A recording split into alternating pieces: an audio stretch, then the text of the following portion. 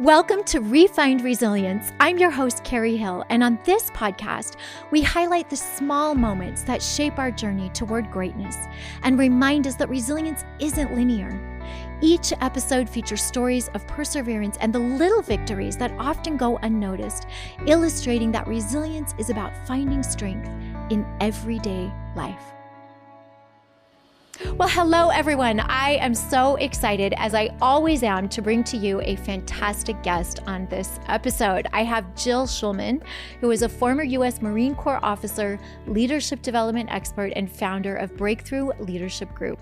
She specializes in the science of bravery, resilience, and peak performance, integrating insights from psychology, neuroscience, and behavioral science to provide practical tools for individuals and teams.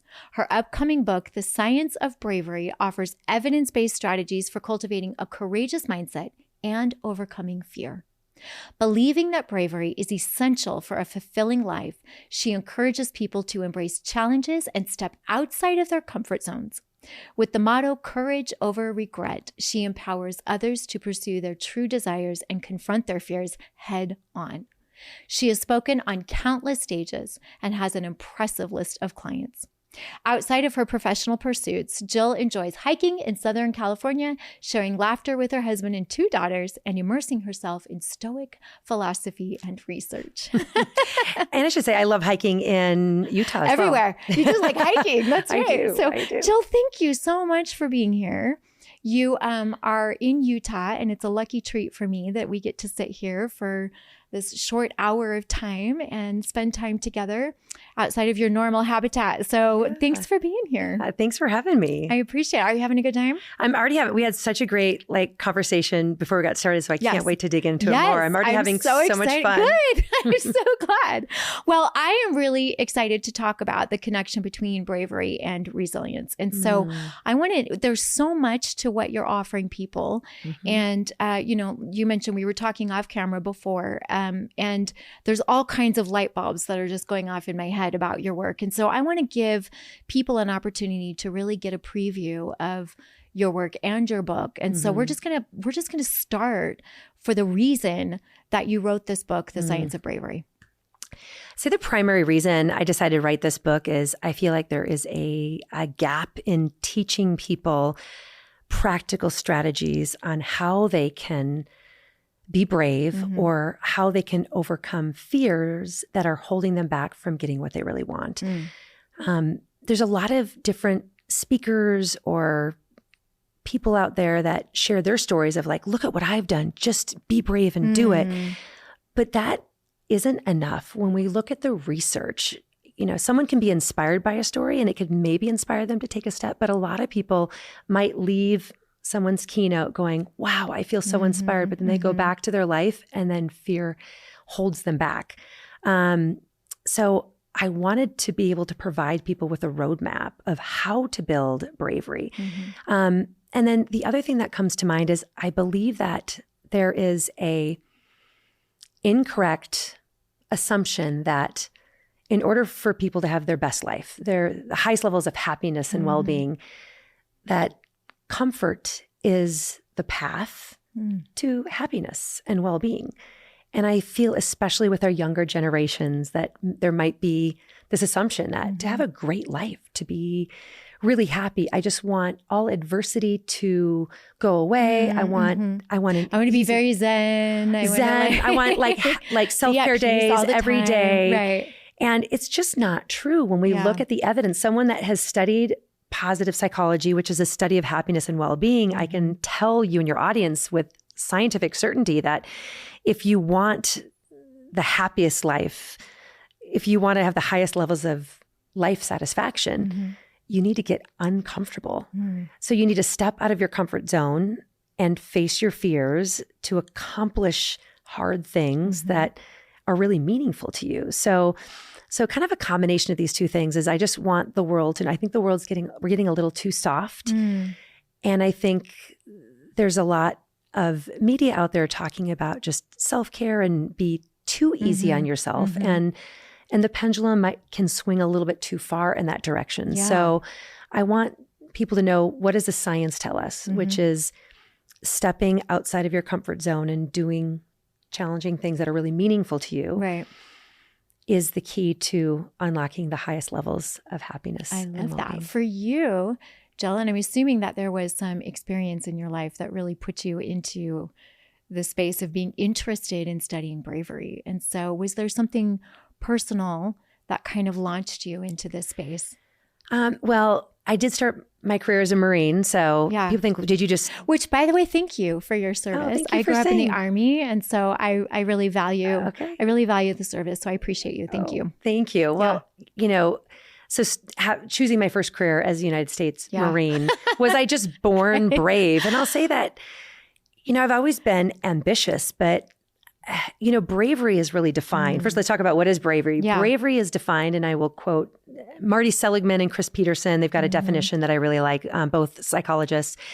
And bravery is defined as not being fearless. So that's a misnomer too, like, oh, I'm brave, I don't have any fear. Bravery is defined as taking courageous steps in the face of fear. Yeah. So in the presence of fear, when you have some fear, you're taking a step forward towards something that's meaningful to you or aligns with your values. So that's what bravery is. It's and uncomfortable. And it's uncomfortable. Yeah. So for me and my background, I mean, yes, taking a step into the Marine Corps was scary, and there's some fear there. And I was able to overcome that and become a Marine. But there's been so many steps. Like when I decided to actually get out of the Marine Corps, that was one of the scariest steps I ever took. Because when you really know the military, you get really comfortable. And then stepping out to the corporate world, I was so scared. Like, am I going to make it? Right. And then when I left corporate America and started my own business, right? Another huge uncomfortable step to start my own business. And now, like, I'm writing a book, I'm on podcasts, I'm getting on stages with thousands of people. These are all like brave steps. So just getting out of the comfort zone, but every step that I've taken, it's been moving in the direction of what I think is really meaningful and how I can bring the most value. Yeah. So it sounds like bravery's just kind of always been in you. Yeah, but you know, a little bit, because I think there's this beautiful thing that happens, I think, for inherently brave people, and not everybody is born with that gene. We all have to develop it in different ways, right? But I think there are some more brave people in the world than others. And I think when you have that gift, if you will, that quality trait, it's easier to be uncomfortable. It's easier to move into those spaces, you know? And so what I love that you just described, though, is that it was scary for you to make a job transition. That's a normal, everyday experience that people all over the world are experiencing, having to lose a job, get fired from a job, move into a different job, right? Like they're not big, huge things that are happening necessarily. It's just, there's still things that you have to step into and be uncomfortable to deal with. Yeah. You know, that's life. Yeah. That's life. Life is going to be stressful. There's going to be challenges and adversity along the way, and we're not going to be able to remove them. So we had better develop the skill of bravery. And I mean, you brought up a good point. Like, some people might naturally have the character strength of bravery that's higher than others. But I also want to make the point that anyone can build bravery. Yes. Right. And, and it's like a muscle. I use the analogy of, you know, when you go into the gym and let's say you're not naturally built to be as strong or buff as some of your friends, but you go to the gym, and if you want to build up your physical strength, you don't just go into the gym and work out once and expect to come out like really have big muscles. It takes time to build it. So bravery is the same way. And we know that when we look at the neuroscience, you know, when you step into discomfort, and each time you do that, your brain is learning, oh, like I am now having to use a different part of my brain. And each time you keep doing that, you know, our brains are plastic, and I don't want to get too much into the anatomy of the brain, but you can actually build what I call the bravery muscle, but our brains can remodel to build up part of our brain with both new neural pathways and then also the cortical thickening. So, I mean, literally when I say you can build a bravery muscle, it doesn't mean actually your muscle, but it is the part of your body will change to adapt, and it will get easier over time. Well, and going to that exact point, your body is meant to change and adapt. We weren't meant to just be beings that stayed in a comfortable space and never grew, Yeah. right? And never developed our soul and our critical thinking and our higher thinking and our higher learning. So Yeah. I really appreciate that. Yeah. Yeah. So you, in this book, specifically, walk us through, Jill, like, where does it start? You know, you said, and we talked about that before, sometimes we just walk away, and you mentioned it earlier, we feel so inspired by motivational speakers. And then you go home and you think, I don't know how to bridge the gap between being inspired and actually doing it on a daily basis and stepping into everyday life in a more courageous and brave way, right? So what does that journey look like for the reader when they're going to come into your book? There's 3 dimensions to building bravery. So if you have a desire to be able to accomplish something or make a move or do something, but fear is holding you back. So what's that first step? So all 3 of these dimensions that I'll describe to you are interrelated. So you don't necessarily have to start with the first one.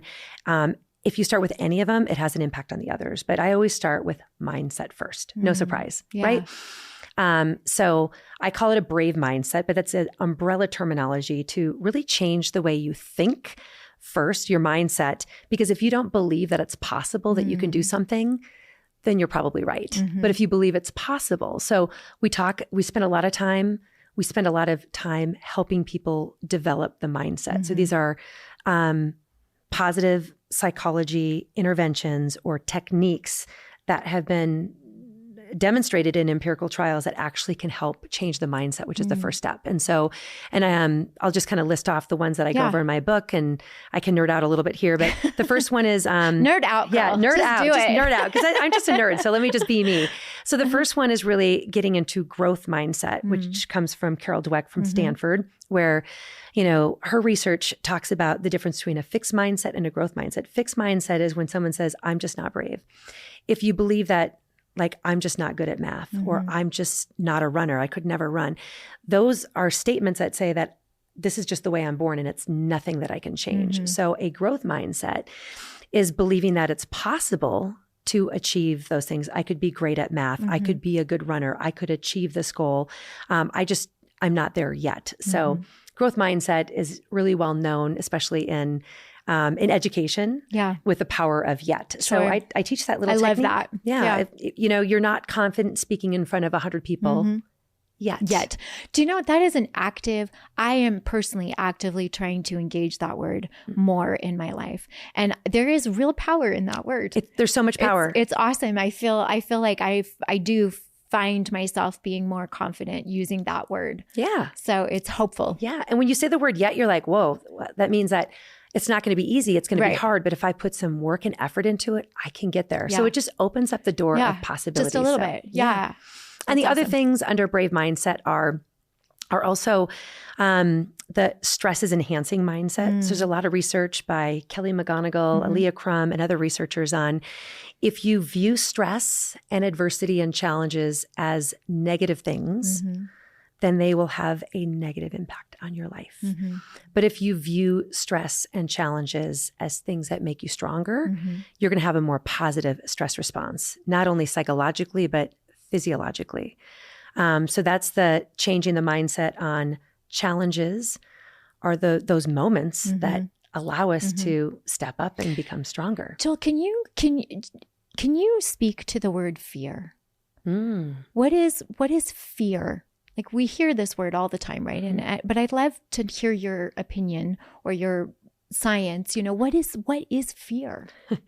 Well, fear is anything that is holding you back from doing what you know is right, from what you want to do because of, this could be fear of, like, many people think of it as physical, like as a former Marine or someone who's a firefighter, you're like, your fear is, danger. This is danger, like physically, but because we're not being chased by saber-toothed tigers anymore, the fear is usually psychological. The biggest fear that hold people back is fear of failure, fear of embarrassment, fear of not being good enough. So it's whatever holds you back from taking action towards something that you really want. Yeah, to come back into that negative belief system about the thing, whatever that thing is for you. Yeah. Isn't that interesting when you dial it down that simply?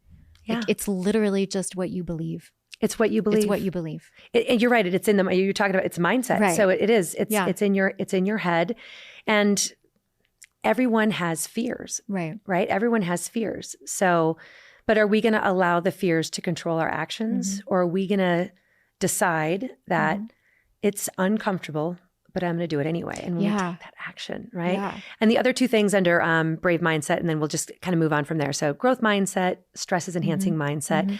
The third thing is generating positive emotions. I think a lot of people incorrectly assume that emotions happen to me and there's nothing I can do. We have the power, this is Barbara Fredrickson's work, to generate emotions that best serve us. So, this is where you hear gratitude a lot, that's become very popular. Like if you choose to reflect on 3 good things that have happened to you over the past day, you can't be thinking about negative and positive. So that's just one example, but there's many different ways we can generate positive emotions to be more optimistic. So when you're thinking like, I can't do it, right? There's some things that we can do to try and get in an optimistic mindset instead of a pessimistic. And then the last thing is, under Brave Mindset, and there's a lot on the psychology side because of my psychology background, but it's also recognizing the voice in our heads, the self-talk. And instead of just listening to our self-talk, we should be talking to ourselves. So we can take control of the dialogue in our head, right? And people might think I'm crazy now, like there's voices in your head. Everyone has a voice in our head, and we have that self-talk. So instead of just being a victim and believing it, we need to be able to take control and start talking to ourselves instead of just listening to thoughts. So if people learn those 4 different things, their mindset is transformed, and then that they feel the fear won't go away, but they feel like it's possible for them to take action in the presence of that fear. Well, and the fear, just having my own experiences in fear, right, is I really appreciate that you said emotions happen to me. And I'm sure that's mentioned in the circles that you run in, but I've never looked at emotions happening to me. And that's such a beautiful way to say, well, it's again, that victim mindset. So if they're happening to me, that means I also have a response system. And I can say, if I'm going to assume that an emotion is happening to me, then I can also take action to do something back. Right? Exactly. To take a different mindset to grow. It's just to be curious, like, oh, I'm feeling this emotion. So sometimes just naming the emotion, like what's the emotion I'm feeling? And I wonder why. Curious. Yeah. And then like, what emotional state do I want to be in right now to best serve me, my family, my colleagues, and to serve my goals? Yeah. And what are the things I can do to get into that positive emotion that's going to best serve me in life? So we have a choice. Like sometimes we're going to experience negative emotions, and that's normal. And we want to experience them and go, that's interesting. Right. And then we just kind of like let them pass. And then we can be active in generating the positive emotions that best serve us. So we have the control to do that. Yeah. It's pretty empowering to think that. No, I really, there's been a lot of different ways that guests have said this, same thing. But I love that the truth of the principle is the same. No matter how you say it, it is that we have control over how we respond. Right. That's what we have control over, is how we respond. Totally. And so I know that leaning into those moments that I have felt fear, right? Fear of and it's normally always tied to survival in some capacity, right? The fear of surviving sometimes has limited in the past my ability to really thrive. Because it's interesting how those negative emotions can become extremely comfortable. So when we talk about, we don't want to do so much work because I'm comfortable where I'm at, you can be comfortable with being uncomfortable all the time. Yes. When you're in that state of mind and operating in fear, you become familiar with the fear. And so then moving from the fear is like you have fear around moving from the fear. Yeah, exactly. I love that. I love the way you frame that. I'm afraid to move away from the fear thing. It's kind of exhilarating. It's kind of exhilarating to be like, oh, here we go. Like it's a little scary, but it's exciting. It's exciting. But that is the empowering movement, that small transition in everyday practical life that just pivots a tiny little bit so that you can lean in a little bit more to the thing that you're afraid of, the thing that you don't think you can do, the limiting belief, that you mentioned. The self-limiting belief. Yeah.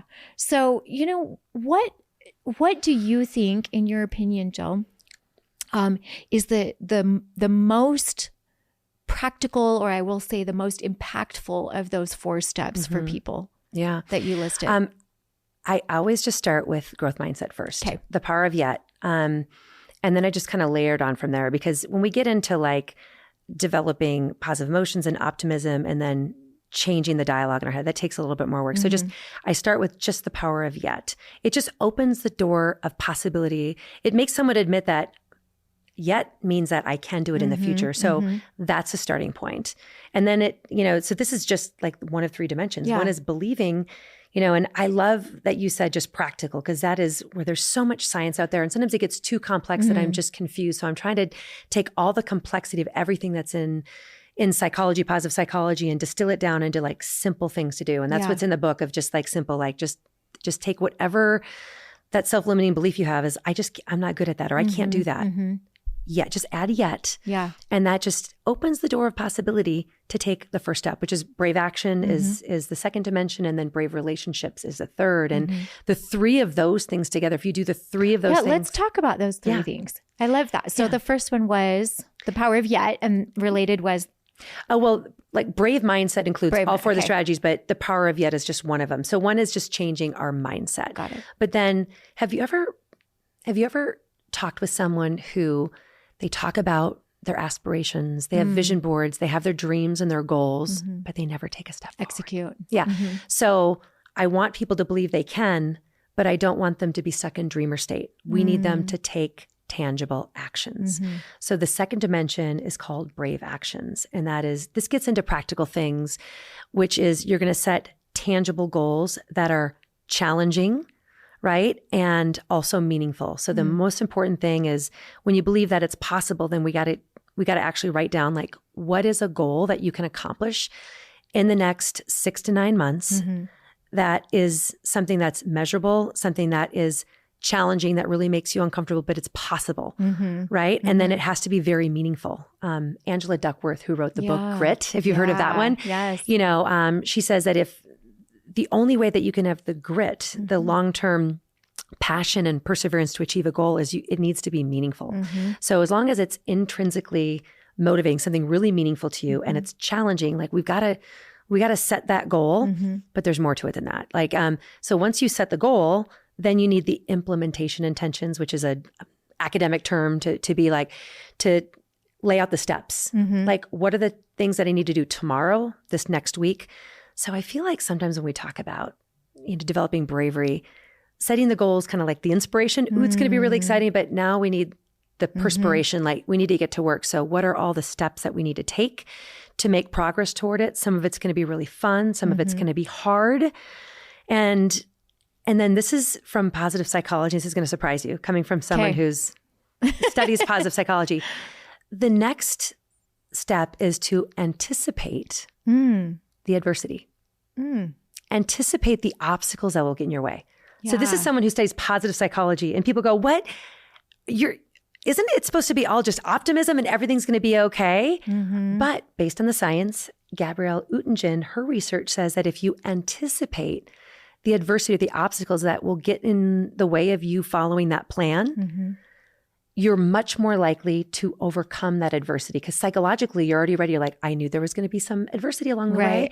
And I thought about this, and now I have a contingency plan. So this is adding that little bit of realism, because it's that realism. And that's an important step to take. So you've got your plan, you've got your contingency plan. You already know the things that could potentially get in your way externally. And then I have people reflect internally. Right? Like, is there something internally? And then the last piece of the puzzle on brave action is ruthless planning, prioritization, and focus. I like all of those. So now you've got to like, what are you going to do tomorrow? And the next day? And the science really supports that the hardest thing that you have to do to move toward that goal, you should do first thing in the morning, where you've got the most cognitive resources. Like you've ever heard of like willpower is sometimes overrated. Like you've got the most willpower in the morning and it dissipates over the day. So do the hardest thing first thing in the morning.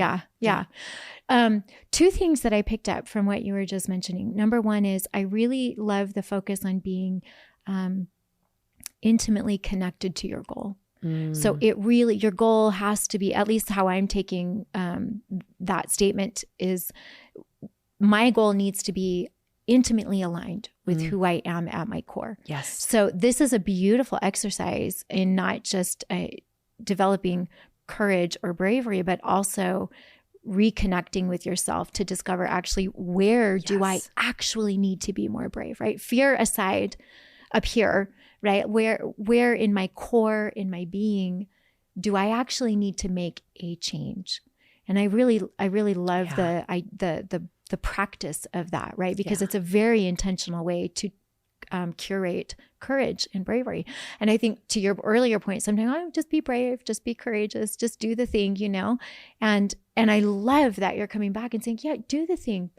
But there is a real internal audit that you have to do to decide the origin of your bravery. Yeah. So I really appreciate that. Yeah. I think that's super important. You're right. It goes into meaning. And in positive psychology, Marty Seligman, the father of positive psychology, said there's 5 things that contribute to our happiness and well-being. And it's an acronym PERMA. Have you heard of it? PERMA. So P stands for positive emotions. We've talked about that, right? Yeah. The E stands for engagement, which comes from Csikszentmihalyi, who wrote a book called Flow, that everyone knows Flow. So, you know, kind of being on that, finding the thing that you do that you enjoy, that you want to be challenged with. So Flow. The third thing is our relationships. We'll get to that in a moment. The M is meaning. And that's exactly what we're talking about. If it's not meaningful, like you're not going to be able to step into your fear, overcome your fear, unless it's really important and aligned with your values. Yeah. Exactly. Not just something I want, something that actually I need.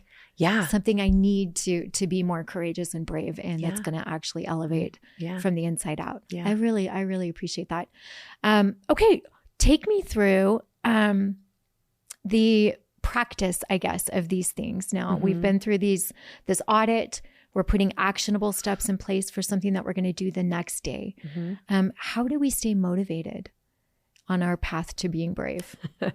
Well, whatever you've written in terms of your goal, as long as it's meaningful, you want to write the goal in a way where it inspires you. Because, you know, when people write goals about making money, that's where I sometimes have to go, whoa. Like, so what is the reason for wanting to earn a certain amount? Like, it's got to be something that's more important than just something that would be extrinsic, like something outside. It's got to be something intrinsic. So I really challenge people to make sure that the goal is written in a way where it's intrinsically motivating. So if maybe there's someone that supports their family, maybe someone, you know, is the primary earner for their family. So what their goal is really about providing security for their family long term. Yeah. So, you know, each day when you've got to get up and you've got to do the hard thing, like looking at the goal and saying, this is for the security of my family. And even though I don't feel like it and I want to press snooze and I would rather just scroll on my phone and not get to work, it's going to motivate you to, you know, get up and take that action. So, you know, when we write the goals, we don't just write it and then put it on a shelf. We keep them front and center. And there's just the reflection that we do of, you know, each week you think about, you look at your goals, you plan your week, you do your ruthless planning, prioritization, and focus, and you just keep your eye on that goal. And that helps people stay motivated. And, you know, I hear a lot of people say, like David Goggins, the famous Navy SEAL, I just had the pleasure of meeting him like 5 days ago for the first time.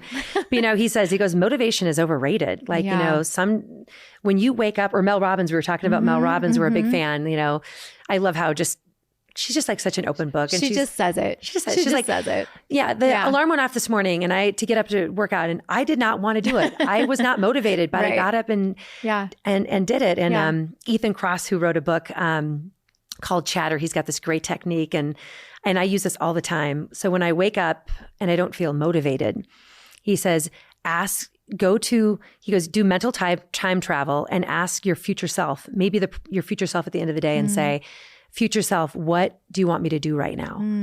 It's such a motivating thing. You're like, you know, my 7 p.m. self wants me to get up and get the workout in before I go to work. So what an easy technique that you can do. Or what is my future self in a year from now tell me I should be doing right now in this moment? So sometimes you can just use that little cognitive technique to get your future self to motivate you on what you should do now. Now, I love that, because every time you do that and you take action toward that, you are attaching yourself to a little more courage, a little more bravery to do that thing. And to your earlier point of like, bank up these experiences, because if you anticipate that you will want to hit the snooze button, right, every day for the next six months, when you know that you should be going to the gym, if you can plan for that and you know, I'm going to feel that way tomorrow. So what would my future self at 7:00 tomorrow night want to say to me about waking up at 6 a.m. to work out? Go work out. I love that. So part of that anticipation is putting actionable steps in place so that you know what, exactly what you said earlier. You have a contingency plan, you've got a game plan, strategy to deal with that. I really appreciate that. And if you do have an off day, you need to give yourself some grace. Right. And an important thing on that, and taking action too, is to focus on not just always the gap, but the gain. So it's sometimes really easy. It can be demotivating, especially for high achievers, to look at the goal that they have and say, I'm not there yet. And I'm so frustrated because I'm not there yet. So another really great technique to keep you motivated is to look at your gain, to look back and go, what are all the steps that I've taken? Like over this last month, I have worked out on average 4 days, a week. And I know my goal is 5, but look at how much progress I've made. So you got to give yourself kind of that own, look at how much progress you've made. Celebrate the wins. Celebrate the wins. So you've got that, that positive emotion. You see how these two things interact. So we talk about mindset first, but sometimes when you get up and do the hard thing, then you get this dopamine hit and you feel great, which causes positive emotion, right? So if you generate positive emotions, it kind of gets you motivated to do it. But when you just take a step and do it when you're not feeling like it, then you get the positive emotion. So these two things are symbiotic. It makes me think of, this example. It's actually in my book, but this is a real life example. Like my husband got a cold plunge. You done that cold plunge? It's like everyone's doing it. And I just did not. I have not done a cold plunge. True confessions. I have not been brave enough to do that yet. I'm like, who would want to do this? I'm like the person that I'm always cold anyway. Like I hate being cold. Yeah. Why would I want to do that? And so my husband got it and kept kind of challenging me to do it. And finally, once, I think in front of my kids, I said, I'm going to do it. So then I'm like, okay, now once I say I do it, I've got to do it. And I didn't want to do it. I wasn't motivated, but I mean, my integrity was on the line. And I jumped in and I just did it. And I told myself I would stay in for, I think only like 45 seconds. It was not a very, challenging goal, but I just jumped in and did it. And when I got out, I was like, I just did that. And I jumped right, and I'm like, I can do a minute and a half. And I jumped in again. So you don't sometimes wait. People, if you wait until there's no fear, or you wait until you feel ready or confident, then you're probably never going to act. So just jump in and do it. And it's amazing how great you feel after you do something hard. Yeah. Right? Yeah. All those mornings when we go to the gym and work out and we didn't feel like it, but when we get done, how do you feel? Yeah. Fulfilled. We happy, feel like, oh my gosh, healthy, I'm going to have the best day ever. Yeah. It is interesting, that psychology of just leaning in to do the hard thing and not thinking about it too much, right? Because then we get into procrastination, which feeds negative thoughts, which feeds negative belief systems, which feeds the, I can't do this. Yeah. Right. Because now it's just too overwhelming. So it is a really beautiful thing to think about how much frustration you're saving yourself by literally just adopting this, process of saying, every day I'm going to do something that pushes me out of my comfort zone into an aligned place. Yes. Toward a goal that I want to achieve. And it doesn't, to your earlier point, it doesn't have to be monumental steps. Like sometimes all we can see is that we haven't progressed. And I love to, that mindset, growth mindset, celebrate the wins so that you can keep being motivated forward. Yeah. You know what? I just want to add something. And, as you're talking about it, it just made me think of when I've led people through this process, what happens when they start doing these things, their self-confidence, their self-belief, they've got pride in themselves. So the reason why I care so much about bravery is this happiness, well-being, like pride and self increases. And it's so beautiful to see, and And this is where people think like, oh, if I want to just stay happy, I just want to stay in my comfort zone. I don't want to push myself. But you're like, no, when anything you really want is on the other side of something hard and challenging. If you just have a bias toward action and just do some hard things, like you're going to be so happy you did it. I don't think there's ever been a person where they've tried to accomplish something challenging and they look back and go, I wish I wouldn't have tried. I wish I would have just given up or not done that. Yeah. Well, and I think that's super apparent when you talk about addiction and recovery. Like there's very few people, even, victims of childhood abuse, sexual abuse, trauma. I mean, the gamut, and you can think of all the things that could keep you suppressed and keep you in that negative self mindset, right? Yeah. And over and over and over again, you hear people say, I would never change the journey if it meant that I wouldn't be where I am today. And so, as a testament to your statement, the journey and the growth, it literally is on the other side. And what I love that you're doing is providing that bridge, like we mentioned earlier, between the inspiration and the actual feeling and doing that you have overcome something. Yeah. And so, when you think about your future self, that's the feeling that I get is, I'm going to look back at this and think, I overcame that. That's going to feel so good to me. Yeah. I'm going to be so proud of myself, yes. For doing that thing. Yeah. And so you just went into something kind of deep there. And you read my bio, like I love Stoic philosophy too. So it's really not about accomplishing the goal. No, it's who you become That's right. on the journey. That's right.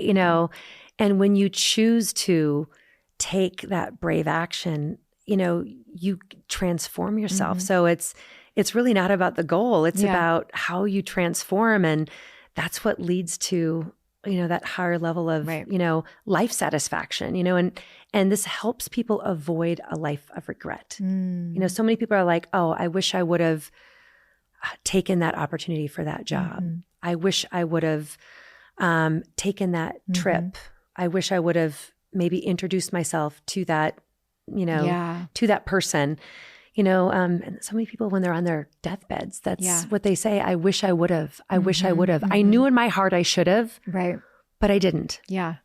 Gosh. And I literally cannot think of anything a worse feeling than sitting there with the I should haves right all over me. I should have. Don't shit on yourself. Don't shit on yourself. But it's real. I love that. And the other thing too that I want to touch on because I think it's really important is comparison in this space. You said give yourself grace, but I think we're the hardest critics on ourselves in this journey of bravery and courage. And I think when we compare ourselves to other people who are succeeding or doing better, or look at them, they're able to connect with that person. They're able to, everyone that they talk to likes them. They're able to work out and build muscle in 2 weeks, whatever that is that you're comparing yourself to. I think, how do we battle comparison in this space so that we can continue to feel motivated ourselves? Yeah. You're right. The comparison is the thief of joy. Yeah. I have so many thoughts on this. I think the first thing that comes to mind is we need to really pay attention to what we focus on. Right? We are what we attend to. That's a William James quote, like father of psychology. Like we are what we attend to. So we should be we can look at others for inspiration. Like this other person went down this path and accomplished that. Like, wow, that's amazing. Like that inspires me to follow the same path. That's a good comparison. So I like that we can look at examples of others and be inspired by the impact they've had in the world and go, I want to do that. So I like that type of comparison. But when we're trying to achieve something and we're always looking at everyone else to the left and right and going, I haven't achieved as much as other people, and so I'm not doing enough, then that's where comparison can be very negative. So, we can look at examples to inspire us to do other things, but we just have to look at where am I now? Yeah. And what is something that I want to achieve that's challenging and meaningful? And when you make some progress toward that, like be so proud of yourself. And I feel like it's each step at a time. Like at least my experience too is you build momentum. Like, I never thought I'd be writing a book and on huge stages and being interviewed in podcasts literally all over the world to speak on the science of bravery. I never thought that was possible. But, I kept taking one brave step and the next brave step, and you just keep doing it and you build this momentum. So look at yourself, what is that one goal you want to set? And then keep your focus on yourself instead of always comparing your accomplishments to others. Because, whenever you compare your accomplishments and you're always going to find other people that do more. So if you're going to use that as a measuring stick, you're always going to be disappointed. So look at the gain that you've had and then always set that next goal for yourself. Yeah. And what I really love about that too is that you still are, it still allows you to have, what it really does is open up the door for you to have an appreciation of somebody else's progress and gifts and success. And, there's, I love looking at houses. I love looking at other people's houses. I just love window shopping houses, right? Houses. Yeah, it's so fun. And I had a friend one time that said, why do you love doing that so much? And he said, because it's a way for me to appreciate what I don't have. It's a way for me to appreciate all the beautiful things that other people have been able to bring into their home and dream that one day that could be me. Yeah. Right. Whatever that looks like. And so I really value that mindset of looking at what everybody else is doing and the progress that they're making and being the cheerleader and the appreciator of that progress while still knowing that you're on your journey. You're on your journey. Doing your thing to the best of your ability. Yeah. Well, and we'd be remiss if we just don't mention social media, right? Which is the one area where so many people look to, and that's where the comparison comes in. They feel like they're not good enough. So, I don't think using our phones or smart devices and social media is not bad, but it's about what are we really looking at? Our devices, even social media, can be powers of good, but just realize our brains are like an antenna. I was just on a group call with John Gordon, who's the gentleman who wrote the Power of Positive leadership and Power of Positive Teams and Energy Bus. And he used this analogy. So I just got to thank John Gordon for sharing that with me this morning because I'm going to use it here. He goes, your brain is like an antenna and you have a control to tune into what you want. And so even with social media, follow positive influences that are inspiring, that are going to help nudge you toward being brave, people who are more self-help or positive.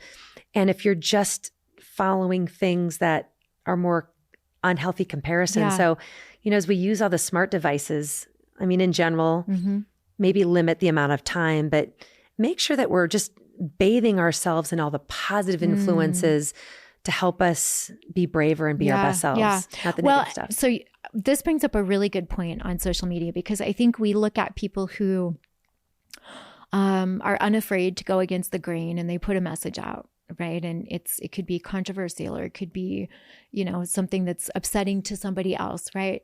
And I always debate on whether or not it's brave or bold, and if bold and brave are the same word, just because you're willing to be the big voice, does that mean that you're actually a courageous person? Yeah. Well, and as we dissect bravery too, there's bravado, are people just trying to be look at me? Right. And is that just self-serving? Right. So I am interested in helping people develop the bravery to get out of their comfort zone, to pursue those meaningful things, to make the biggest impact for themselves, their families, their community, or the world. Yeah. So more bravery to do good. Yeah. Not bravery, not just poking people to just upset people. To stir the pot. The pot. Yeah. That is bravado, right? And that can go, so there's stupid bravery, and there's, that's just saying negative things on social media, when you don't actually have to face someone. Yes. That is just not constructive. Yes. So, and I really appreciate that you said that, because it's really easy to be bold in a statement that you don't actually have to ever back up. Right. And I really appreciate that what you're diving into is this,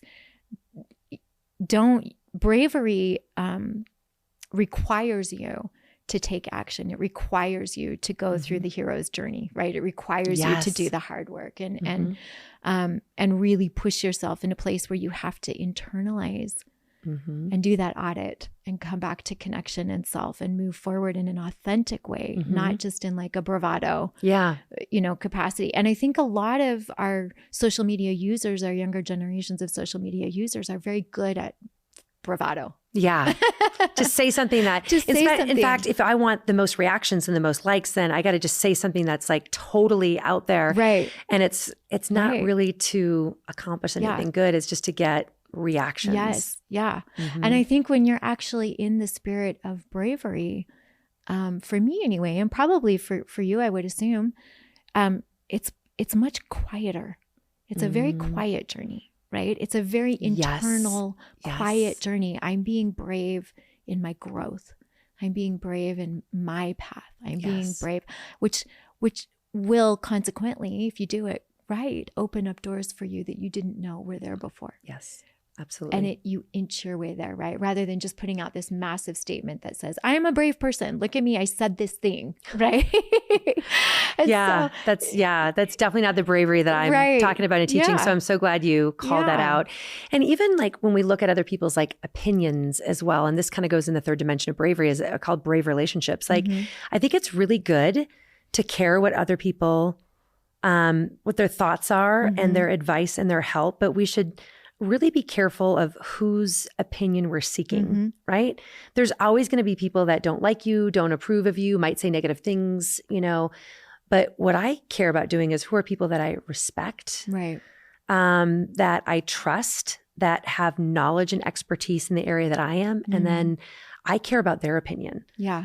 Right? Like with my work and my book on bravery, like I went to people I respect that are experts in the field of bravery and the science of bravery and in positive psychology. And I brought my manuscript to them and said, I'd like you to read this. And I really want to get your opinion on what is resonating and things I should change to make it more accurate scientifically and to make it a better, a parable to teach, so seek out the opinions of others, but you've got to curate the group of people that you're going to listen to. Because even like when it comes to bravery, like maybe like when I wanted to start my own company, right? And I had a reason for it. I was working in corporate America and I was traveling so much that I was never really around my kids. And I wanted to branch out and start my own company so I can control my own calendar. It was scary because I was leaving a corporate job with security and salary and benefits and company car and all those things, right? And I knew it's a step I needed to take, but there's a lot of people that have the purest intentions that told me like, don't do it. Don't do it. Like, oh, you need to stick in their fear. Their fear. So this is where you almost have to look at, if this is the right step, who are people that have maybe they've taken a step to start their own business, that have done it successfully. Let me surround myself with the people who have gone down that brave path that I want to go down. And let me surround myself with those people because they're going to support me and help me be successful down that the path. mentorship of that is so important. I really appreciate that you bring in community in that space because it can feel lonely when you're trying to curate bravery for yourself. And I really appreciate that when you bring in a community of people that are like-minded. And we always hear that, find your tribe, right? Find your tribe. So significant. It's so significant. Find it. And maybe your tribe will change, over time. You'll seek out different people. But I think one of the most vulnerable things that you can do on your way to being brave, in my opinion, I'd love to hear yours, is to open the door to conversation about the goal that you're trying to achieve with somebody else. Like to be vulnerable in that space and say, I'm trying to achieve this thing and I'm going to share it with you because I believe that you're somebody that can help me achieve it. And having that community around you of people that will support you makes that whole process so much more beautiful and easy. So I really appreciate that. I completely align with you, and the research supports it too, which is whenever you're setting a challenging goal, there's so much literature around social support, which is basically an academic word for asking for help. So sharing your goals with people who have especially been down the path, that know what it's like to go on that journey, to climb that mountain, to who's been there before, telling them like, I want to climb this mountain. You've climbed this mountain before. Here's my goal. Here's my plan to get there. Do you have any advice for me? Yeah. And so we don't need to purposefully trip and fall in certain things. We should learn from people who have gone down that path. And I think when it comes to bravery, people think of like, oh, to be brave is I can do it all on my own. Right. But to be brave is to be vulnerable and say that I'm stuck. I don't know what to do. Or can you give me some advice? That is being smart and it's being brave to be open and vulnerable. I love that. Well, and you think about the hero's journey, and the hero is always collecting people along the way the that mentors, offer wisdom, the wise, right? That help point in the right direction and avoid the pitfalls here and do this. And so, I really value that. In fact, I just have some goosebumps because thinking about that process of aligning yourself with people who are of the same mindset and love and passion and who have already been vulnerable. So they understand that, right? And the hope is that when you share that, they respond in the same energy. I know that feeling. I've been there. The empathy for that journey is bigger. Yeah. And the people that you ask for help, we assume sometimes like, oh, they're too busy. They're not going to want to help me. Like they would never want to help me. And sometimes we're intimidated because we want to do this thing. Right. And they've been really successful, but they don't have time. They wouldn't want to help us. And that is an incorrect assumption. Yeah. So part of the bravery is identify people you look up to that have done it and reach out to them. And I know it's scary because you feel like they don't, but try to reach out to them, introduce yourself, try to, spend some time with them and then share your goal and they're going to want to help you. Right. And so like when I do keynotes, I often ask this question of the audience: how many of you love admitting you don't have all the answers or you need help, right? And how many, raise your hand. And so maybe about a third of the audience, but it's pretty rare. Maybe a quarter of the audience will, and we'll just acknowledge it. Like a lot of times we have a hard time asking for help because it feels really uncomfortable. And then I ask the second question: how many of you enjoy helping others, mentoring others? That's a great question. Everyone raises their hand. And I go like, do you see the math here? Like if everyone, so people do enjoy actually helping you. So ask for the help. And then of course, always be looking for the person that you can help, so look for, pay it forward. Yeah. Pay it forward, because we get, the person that's actually helping others gets as much, if not a larger bump in our psychological well-being and our positive emotion than the person getting the help. So you're actually giving them a gift by giving them an opportunity to help you, because it feels so good for them to be able to give. So I can testify to that for sure. I can give you an amen on that, because it is for me. Everything that you've said is in line with my own personal experience. So just as one person in the world, trying consistent courageousness, I have learned over time that is the sweet spot. That is the sweet spot of being brave, is that you do open these doors for opportunities to give back, and it is reciprocal. And other people that are searching brave pathways will find you. You will be presented with the opportunities to give back to people because they see it in you. It's visible. Exactly. And I just want to say amen to that, because for me, that has been 100% true. Doors have been opened because I leaned in just a little, because I was vulnerable just a little, but also, Jill, coming all the way back to that authenticity, when you know the authentic goal that you are trying to achieve for your purpose, for your why, for your meaning, that energy, it is, you transfer that. People feel it. So they know that you're authentic. So they want to help.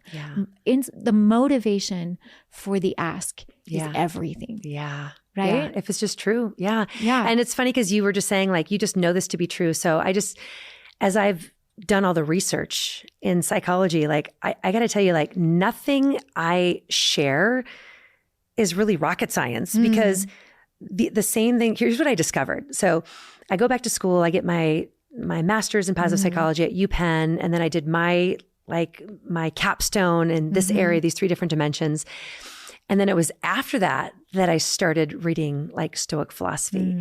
And I'm like, everything I've written about, everything I've learned, they've been saying since ancient Greek times. Like, so it's all the same stuff. So it's like it's like ancient wisdom. You found your tribe. I found my tribe. And isn't that funny? So it's truths. They're fundamental truths. Yeah. And it's just reminding people. Yeah. And so now we have evidence. We have scientific, modern science that is now empirically tested what the Stoics have been talking for a long time, but now we know like little practical things that we can do to be able to get there. So, so what you've experienced is it's these universal truths. Yeah. Well, thank you for doing this work and bringing this, because it seems like it should be so simple, and then when you really get into it, the work of it, it is work. It is putting yourself in positions that are uncomfortable and feel challenging and hard. And so I really appreciate the opportunity that you're giving people to understand how to navigate something. And it's just one experience at a time, one goal at a time, one thing at a time, right?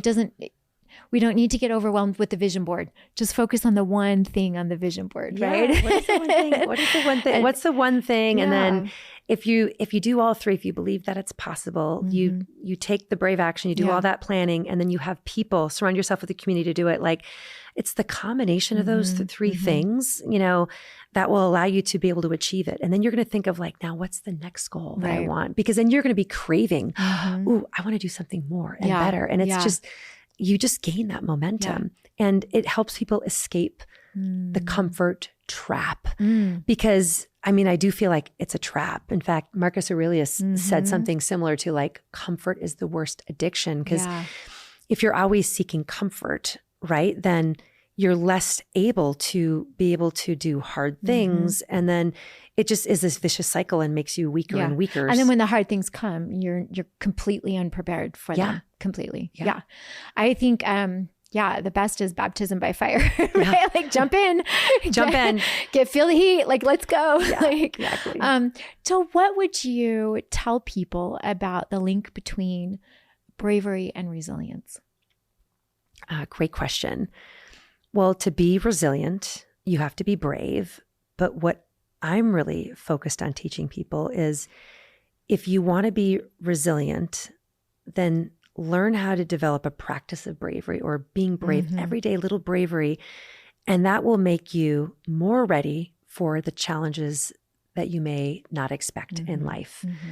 So I like to use the analogy of like a healthy body. Like, if you get in an accident or if you get sick, a healthy body, a healthy immune system is going to allow you to be able to overcome whatever injuries or whatever sickness that you have faster. So instead of just waiting to be brave when something happens and then you have to raise the occasion to be resilient, like, I want people to be resilient and be able to respond to challenges and adversity in their life. But don't wait until that moment. Go seek discomfort, almost seek adversity, not bad adversity, but the good challenges.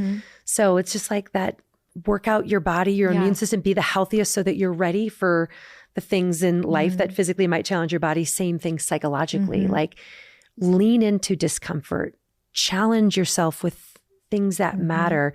And when other things in life, when life happens to you, the things that are unexpected, you're going to be more able to be resilient in the face of it. Yeah, I love that. I always go back to that banking word, like, just bank it up, right? Bank it up. Put it in the bank. Like, put a savings of resilient behaviors in place. So that way, when the adversity really comes, you've got a good prepared. savings. You can be brave. You can look at it and say, okay, we can do this. I can do that. We together, the challenge and me, we got this. We got this. I can do this. I can do it. Yeah. Jill, where can we find more information out about your work? I'd love for people to purchase your book. I'd love for them to bring you on stage to speak about this. So where can we find you? Well, my website's a great place to go. Yeah. It's just my name. So www.jillshulman.com. Okay, so that's easy. But the other thing is just, follow me on social media. Okay. The book is coming out early July. Okay. So more news to come on that. Exciting. Also on my website too, I've got a free bravery assessment. So, and then you get prattical tools on what to do. So I'm just trying to give away a lot of free resources. And then even what I've done for myself is, back to social media, if my message resonated, then please follow me, because I'm always going to be giving those little daily reminders. So when you are going and scrolling through Instagram, you've got those positive reinforcing message to support your bravery. So I try to do that for myself. Like, the people that have the whatever they have on social media that isn't helping me with my positive mindset, I unfollow them and I follow. So now when I go on Instagram, it's just happy. It's a positive intervention. Like I'm just like, I'm so fired up, right? So, they feel like my life is great. Yeah, exactly. Just got to go through. Look at all these people that are inspiring me. I love it. So I love that. Well, and there's a reason that there's so many inspirational messages and quotes and videos. And I mean, this is the psychology, the science behind it is valid. It is real. And so please lean into that. If there's something that we could encourage you to do today, walking away from this interview, it's to surround yourself with things that tell you that you can. You can do it. That you can. You can do it. Yeah, exactly. Jill, this has been so fun. Thank you so much for spending this time with me. And we'll make sure to put your website and the book title in the show notes so that people can figure out where to go to buy it at early July. So, thank you. Thank you. This was so much fun to talk about this. And thanks for having me. Yes, my pleasure. Thank you for joining us on this episode of Refined Resilience. We hope you found inspiration in the stories shared and the small moments that remind us all of our strength. Remember, resilience is built not just in the big challenges we face, but in the everyday experiences that shape who we are. A special thanks to our sponsor, Build Then Bless, for making Refined Resilience possible. Until next time, remember, it's the small moments of resilience that make us great.